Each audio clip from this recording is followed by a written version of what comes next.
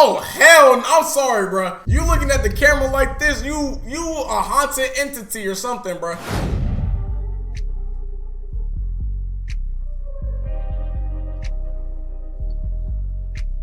Alright, let's get it. Mysteries of the internet. Ahona.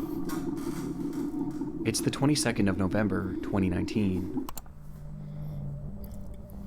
A Ring doorbell begins recording as a young girl approaches a home in the Harriet Creek Ranch neighborhood of Texas. It's pitch black out and the girl is seen all alone, which by itself is strange enough, but it's moments later that this footage becomes truly concerning. What's happening? Bro, see, white kids unsupervised, bro. Like, why is she just out here at like 9 p.m. with no supervision? Help, please. What would you do in a situation like this? You have a little girl at the front of your house, bro, asking for help. Like, what do you do, bro? I'll be so scared. Please help. She was begging for help. How did she pounding her even hand get out against the here? door, all the while continuously turning her head around, as if she was expecting someone to come up behind her.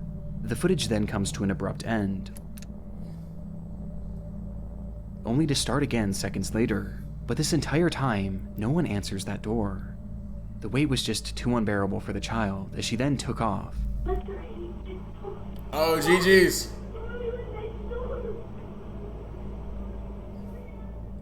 Yelling incoherently in the street before running out of view of the camera. Frustratingly, this footage was only viewed by the homeowner well after the fact, and reports seem to indicate that this was a property that they rented out rather than lived in, with it being unoccupied on that night. But after seeing the video, the homeowner immediately contacted law enforcement and shared the video online in the hopes that more information would come forward. Bro, I saw It seems that neither they nor the police had any idea. Oh hell no, I'm sorry, bro. You looking at the camera like this, you a haunted entity or something, bro. Why did he freeze frame it right here like who that? this child was, or why she needed help.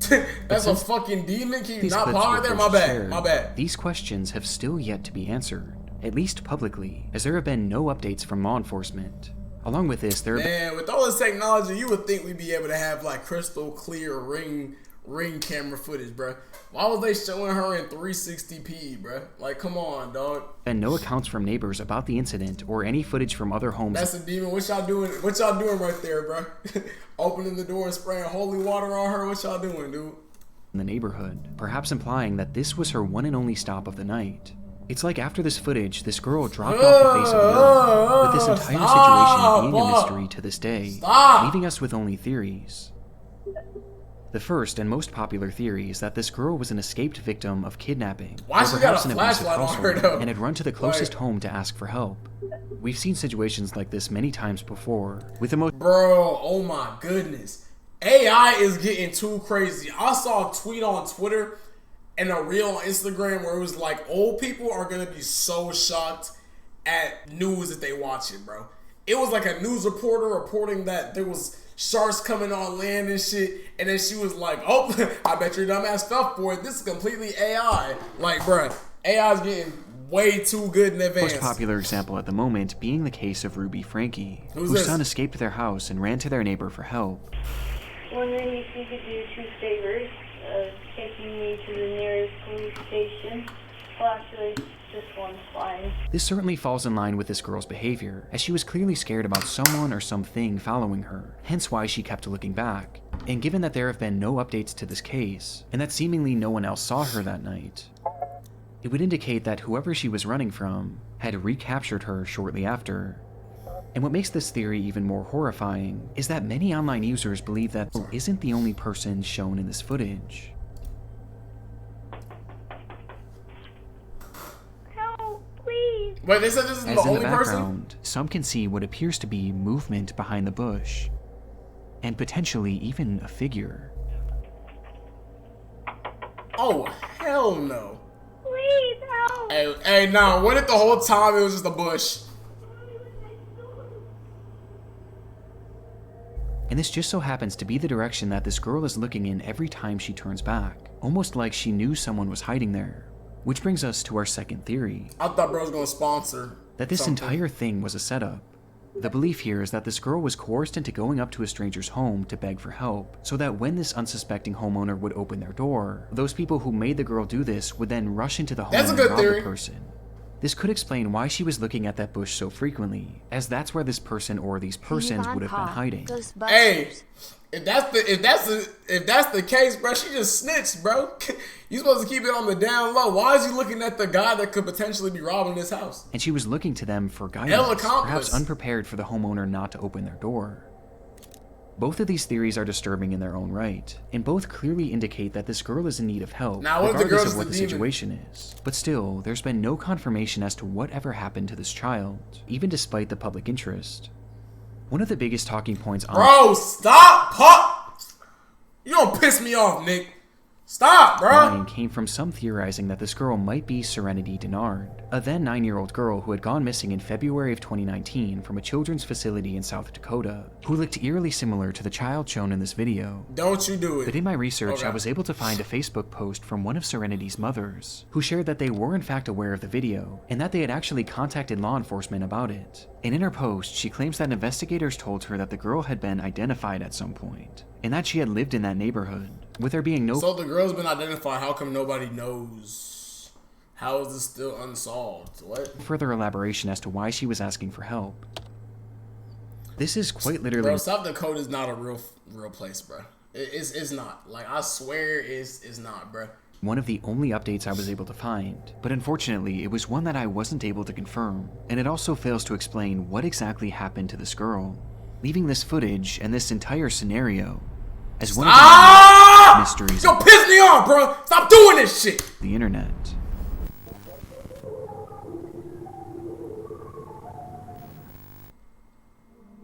Now I'm gonna go to sleep and see that goddamn shit, bro. Amsterdam. It started with a police chase.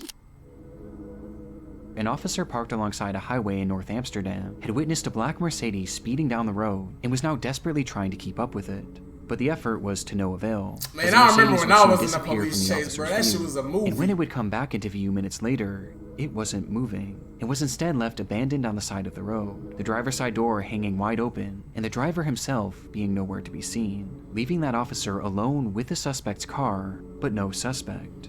However, the vehicle hadn't been left entirely empty, as in the driver's rush to flee the scene, he had accidentally left his cell phone behind, and so the contents of his phone would be searched, which quickly led to the discovery of this driver's identity. But for investigators, there was a far more pressing finding on that device. A finding in the form of a minute-long video stored on the man's camera roll that indicated that this driver may have been involved in a crime far worse than just speeding. They opened his phone, and they found that he had 6 terabytes of CP.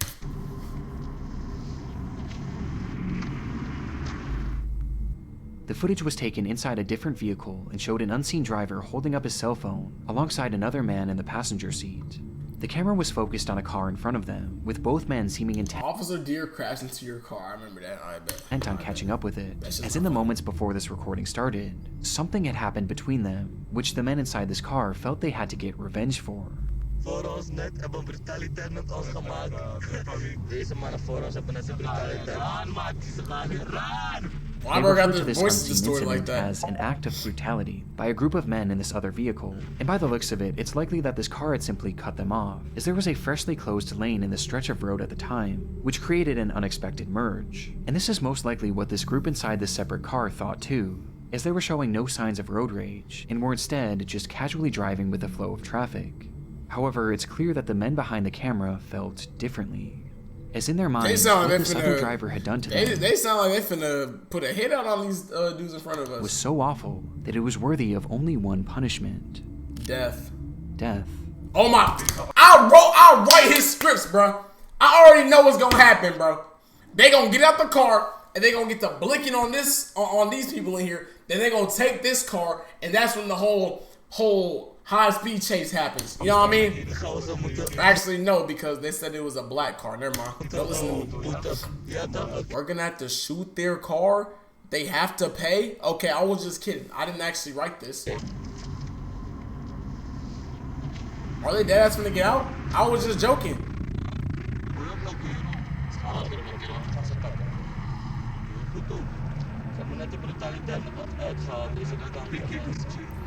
What if these are just like random people?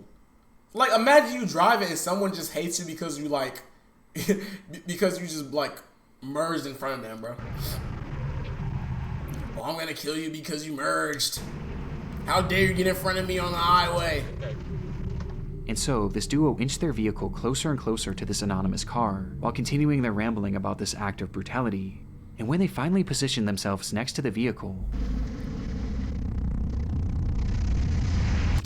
Oh my god, he was ready! The man in the passenger seat brandished a pistol and pointed it directly at the driver of this vehicle.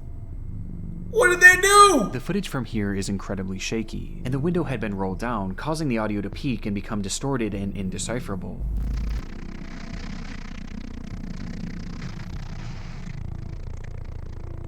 Because of this, it's hard to say for sure what happens next, but it... Hey, clearly he shot him. It ain't that hard to see that bro has a pistol. What else happened, bro? It appears road rage is real. Hey, bro, I try to always remember that you never know what somebody's going through, bro. You know what I mean? Attempts to fire the weapon before pulling it back into the car, cocking the revolver once more, and firing again. Old ass dude using a revolver, bro. Get a real man gun like a Glock. Get a Glock 9, bro. Why you got that ugly ass revolver? To which both men erupt with laughter and begin celebrating They before got the the head recording off. stops. Based on the footage, it's unclear what happened to the driver of this vehicle or the other occupants, and finding this information became priority one for law enforcement. In their research, they determined that this video was shot on May 12, 2014, at around 9:40 p.m., 1 full month before they had stumbled Damn, upon a whole it. It month? had been taken on the A1 highway near entrance 2101. And yet, when they checked their files to match this information with any of their cases, they realized that there was no record of this incident. This crime had never so much as been reported, despite it seeming to depict a shooting in the middle of a busy highway. To make matters more confusing, police were able to track down the men who took this video and carried out the actual attack, and yet neither of them claimed to know what happened to the people that they shot at, and both refused to elaborate any further, leaving investigators in a strange position. They had undeniable proof of a crime, one that at the very least was attempted murder, and they also had their suspects. They just didn't have any victims. And so they studied the footage even more, which is when they made a disturbing revelation about these victims. Throughout the video, the perpetrators refer to the people within this car as a group of men. And while the footage we have today has the occupants' faces blurred, they were able to conclude that the driver was in fact a man. However, they discovered that the passenger next to him is clearly a woman wearing a headscarf. And most shocking of all, GG's. in the backseat was what appeared Yeah, we not doing that shit, bro. Like, I don't know what the fuck. I don't know what she talking about, bro. We not doing that shit. to be a child. She gonna forget about that shit by tomorrow. Meaning that they had been shooting at what, in all likelihood, I was shooting at was a random woman. people, bro. Police released this video to the public later that year under the name Amsterdam Sheet Incident Ringway A10, or Amsterdam Shooting Incident on Ring Road A10. They call where that they revealed this a footage, fucking she incident. but What the disguised fuck? the voices and faces of the perpetrators for unknown reasons. And in releasing this, they asked the public to come forward with any information that could help identify this family. They asked for witnesses on the scene, car repair shops that may have fixed a car with bullet holes, any hospitals that had shooting victims on or around. That's so day, crazy. and most Nobody importantly, knows they asked for the family who the inside fuck this this car to family come is, forward, bruh. as without their testimony, convicting these men was nearly impossible, as it wasn't fully clear what crime they'd even committed. That was 11 years ago. Damn. To this day, no one has come forward, leaving us with only theories. Niggas got away with murder, The bro. first theory is that the people shot at in this footage may have been undocumented immigrants, or perhaps one of them had a warrant out for their arrest, meaning that if they were to report this crime, or if they were to have gone to the hospital with a bullet wound, then police would have certainly got involved, and in turn they would have gotten in trouble as well, essentially forcing them to stay quiet as saying anything would put their freedom in jeopardy. Another theory is that the shots may have simply missed the vehicle, and the driver decided not to report it, with some believing that this whole situation was fuck? no big deal. No big deal. Motherfuckers done shot bullets at you, and you saying there's no big deal. Let me get fucking shot, nigga. Your ass going to jail. But to I'm me, sorry. this doesn't seem like something that would be so easily brushed off, especially because a child. Though it is possible that perhaps this family was afraid to report the crime, as they clearly knew how dangerous these men were, and feared that reporting this crime would only further put a target on their backs. And finally, there's the theory that this weapon never fired at all. This is where the audio peaking becomes a major factor, as it's extremely difficult to make out the sound of gunshots, as the gun was literally outside of the vehicle when it was seemingly Bro, you would see the... But it is worth noting that investigators working the case seemed confident that the weapon fired at least once, and I also personally hear a distinct sound at the end.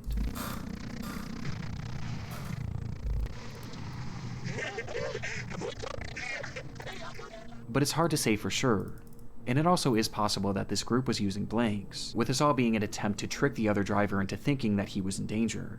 But even with these theories, we still have no idea why would someone even do that, bro? Family, and it's clear that they have no desire to come forward, for reasons we just don't know.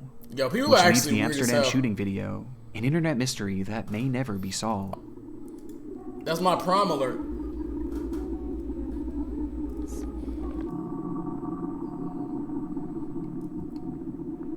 Urgent, I need help, please. We are Alright, from what's this case? BSAS, West Zone, Castellar, San What's Juan this case, neighborhood. bruh? No rum, no Her rum? name is Emma Rosario Culk, who's been missing since Friday, June 12th. If you saw her, please call. Any information will be appreciated. This post was made to the subreddit r/Argentina on June 16th /Naram, who asked for the public's help in finding a missing woman named Emma Culk. And in the comments, he would offer more context, saying, "She went out to buy something and never came back. She was last seen here in the neighborhood. Sanchez and Pavan is the area where she went to buy something. She was dressed in the clothes that she's seen in the photo. She was carrying her wallet with her ID and a cell phone."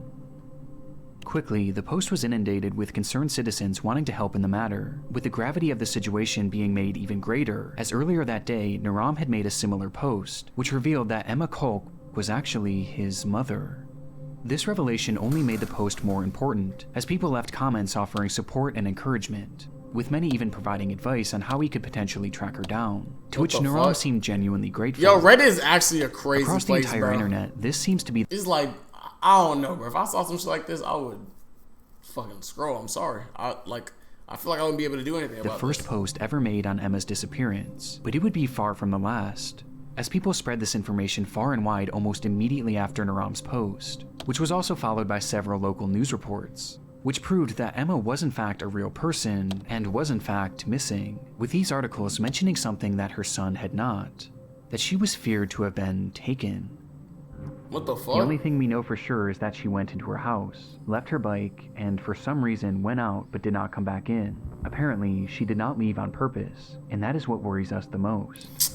Nah, me, all y'all niggas, and the bro. tension of the situation only increased as the day passed. And then too, But hey, pretty with lady, Naram how vowing you to keep feeling, man? everyone updated on the status of the search. Yo, this McFlurry's actually and sure old as enough, shit. right after this update, Naram's missing mother would finally be found. The worst news, Emma Rosario Culk was murdered. She had been missing since June 12th. Her son killed her with stab wounds and then buried her in the backyard of his house. So the son went on Reddit to try to find his mom, and whole time he killed her? That's crazy. He was arrested. Rest in peace, Emma.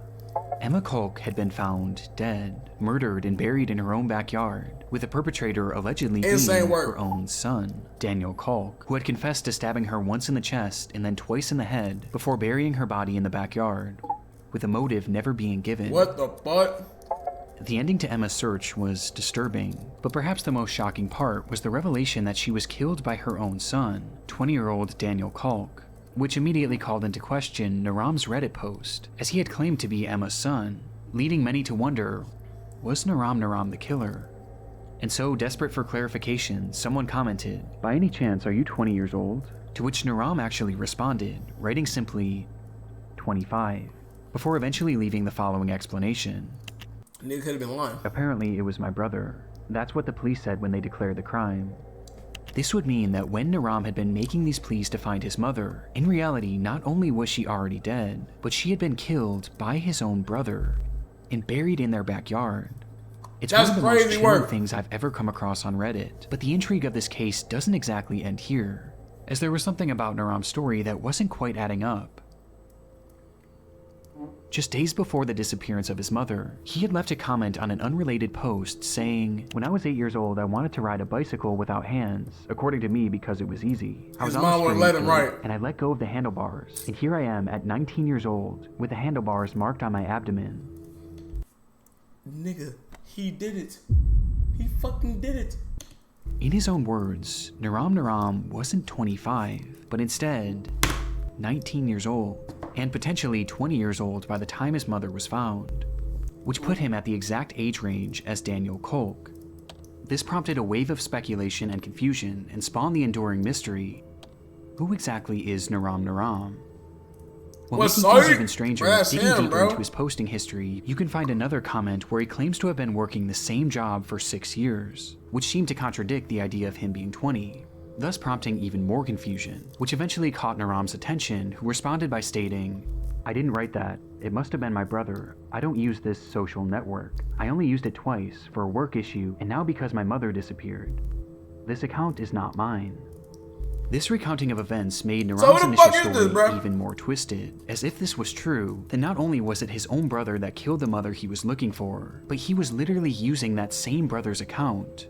And again, this gets stranger. It's a pin on, Around the same time, Naram would thank the internet for its help on the case, and then proceed to swiftly disappear, leaving the account untouched for over 2 years. But this silence would be broken in 2022 when they suddenly returned, with their posts being slightly unhinged, I'm gonna eat your gloating about mom, their internet status, and bizarrely lashing out at random users who questioned him on his past and present motives. And in these ramblings, he would drop the bombshell that he wasn't actually Emma's son. He now claimed to be Daniel's best friend.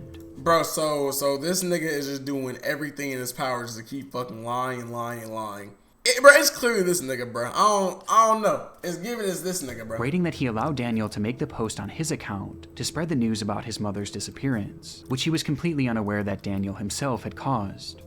This was the last real update in this case, and it only threw more fuel on the fire of this mystery, with people wondering what version of events, if any, were true. When I hear about this case today, many seem to believe that the entire time Naram was actually it had to be, bro. And he had made this post to make it seem like he was searching for his mother, and perhaps to even use any given advice to help conceal what he did. As remember, many were offering suggestions on how to find her, which Daniel in turn could have used to essentially do the exact opposite, to help make sure that she was never found. This is tricky because the account posted briefly after Daniel was supposedly arrested. However, the status of this case is entirely unknown to this day, as there have been no updates as to whether or not Daniel was actually charged, with some choosing to believe that this was him the entire time, and perhaps he was even held in prison for a few years before being released. All the technology we got, no one can find out it was him, bro. Another theory is that Naram was initially telling the truth, and that he was Daniel's brother, and that he was simply using the account to spread word of his mother's disappearance, before eventually abandoning it. And perhaps the most recent posting on this account was because it may have been hacked, which would explain the massive tone shift. Or maybe it's the most recent version of events that's the right one, and that this is actually Daniel's best friend. But why initially? I think it's Daniel, bro. And how do you explain the apparent inconsistencies in his age that are found throughout his posts? This entire internet mystery is one of the messiest I've ever come across, and nothing seems to make any sense, with the most inexplicable part being the very real murder at its core. A mother who was killed by her own son for no apparent reason, and given the lack of updates, it's hard to know if justice was ever served. Bro, I don't think I could kill somebody, bro. Unless my life was on the line. And even then, I don't even think I could live with myself after the fact. Cause damn, bro. You know how much trauma that puts a nigga through? Split personality disorder, probably. It took several months for Pete's family to report her as missing. She had a long history of leaving home for extended periods of time, running off to join the circus and hitchhiking rides all across the Vancouver area, before eventually returning home to her normal life. But this time it felt different. None of her friends or family had heard from her since May of 2011, and it was now nearing the end of summer. This was especially odd considering that Angeline was known to be constantly texting, as well as updating her Facebook profile, with that profile now sitting completely dormant. But within that page filled with your typical selfies and normal life updates, there was one post that stood out, the final post she ever made. Wrong shit. This photo was posted without context on May 20th, 2011, a day that just so happened to be the very last time that the vast majority of Angeline's friends and family members had heard from her. Did and when looking into the context of this image, her disappearance only becomes more concerning. That night, Angeline had been drinking with her fiancé, Robert Calden, in downtown Vancouver, and while the two were waiting to catch a ferry back home, something had sparked an argument, which eventually led to a full-on physical altercation. This fight caused such a stir that eventually police would arrive on the scene, where they noted that Angeline's lip had been busted, leading to them placing Robert under arrest. Though in the end, no charges would ever be filed, as Angeline refused to give officers a statement and instead insisted on just going home, which led to the whole thing seemingly being dropped. It was directly after this that Angeline would post this photo to her Facebook account without any sort of context, she was scared of that before nigga. proceeding to disappear into thin air. Her motivation... She was scared of bro. She didn't want to drop no charges on bro because she was scared. And then boom, she posted that shit on Instagram as a sign for help. And then the nigga came back and spun, bro. For doing this isn't 100% known, but one could assume that she was trying to make a record of this attack, perhaps in case something were to happen to her. Hell yeah. The timing of this is more than a little suspicious, and paints a horrifying picture of the potential fate of Angeline. That she had been murdered by Robert Calden as a result of their fight on the 20th of May. She was. It's a case that seems as straightforward as it is disturbing, but that's only on the surface, as there was another factor at play here. Please stop. Hold on. $5,000? Damn. There was another factor at play here, as when the police stopped this couple from fighting on that fateful night, Robert wasn't the only one facing jail time. Angeline was no stranger to abuse. She had a long history of it herself, with her ex-boyfriend claiming to have suffered dozens of black eyes throughout their relationship. I probably got 40 black eyes over these years. Once she had 5 or 6 drinks, she had no control. What the fuck? I'm sorry, motherfuckers ain't putting their hands on me. Which had ended years prior. This violent behavior often stemmed from her trouble with alcohol, and Robert was clearly one and the same, with the two forming an extremely toxic relationship. Two alcoholics often together, ended bro. in That one should or never end both well. of them getting hurt. It was all too normalized for the pair, which was highlighted by one of Angeline's final texts, where she wrote, "Gee, my lip hurts. I hate him so much that I love him." Now, I do want to make it clear that this is in no way meant to come across as victim blaming, but this is vital information for this case, as Angeline's history with violence had landed her in prison numerous times, most recently in 2009 when she was arrested for getting into a massive bar fight. This arrest in particular was noteworthy, as it carried with it multiple conditions, one of which was that Angeline was given a 9 p.m. curfew, and the other was that she was not allowed to drink, with both of these conditions being broken on the night of May 20th, when police intervened in her and Robert's fight. This meant, and sure enough, that same night, officers arrived at her home to question her on the matter, but she failed to answer the door, which led to a warrant being made for her arrest 5 days later on May 25th. That day, a squad car pulled up to Angeline's apartment to bring her into custody, but when police entered the home, they would only find Robert, who just so happened to be on the phone with her. And officers claimed to have spoken with Angeline during that phone call, where they advised her to turn herself in, though she claimed that she was no longer in the area, and eventually hung up the phone. This would be the last time that officers would speak to Angeline Pete, and seemingly according to Robert, she returned home and left the very next day on the 26th. What are you watching, Mysteries of the Internet? And never came back. This whole revelation muddies the water in this case, and provides us with our second theory. That's what I wish I would have made had run away to avoid reincarceration. But there's something unusual to me about this phone call with police. Now, there's hardly any information about this case online, but from all the articles that I've read, it seems that no one in Angeline's life had heard from her after this photo was taken, with the exception of Robert. And when police spoke with her, it was only over the phone. They too hadn't laid eyes on her since the night of May 20th.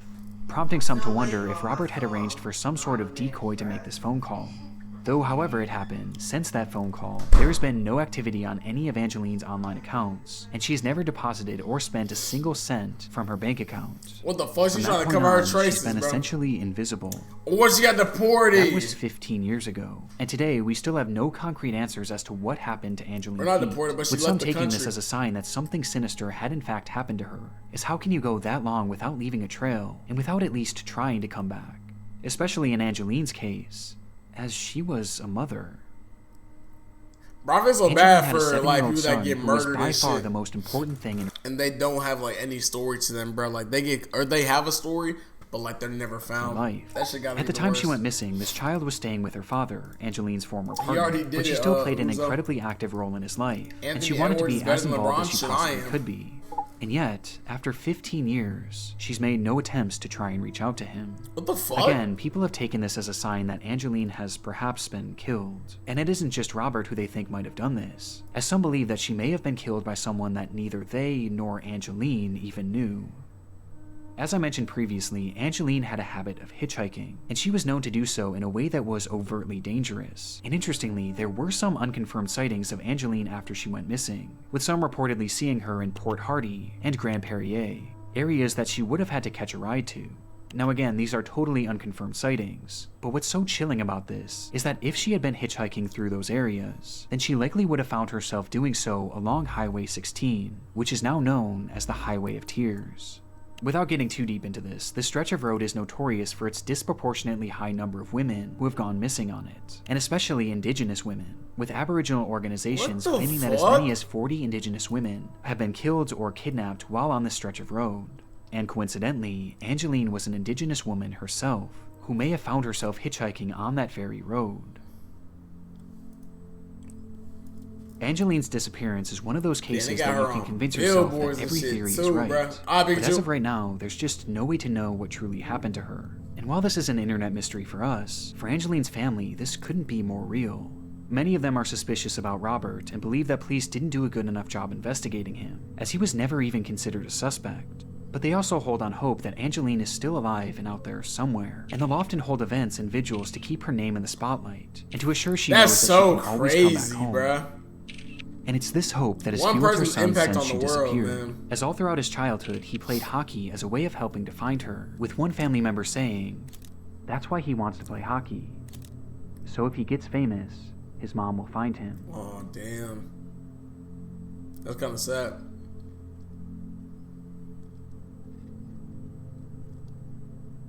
That's kind of sad, bruh.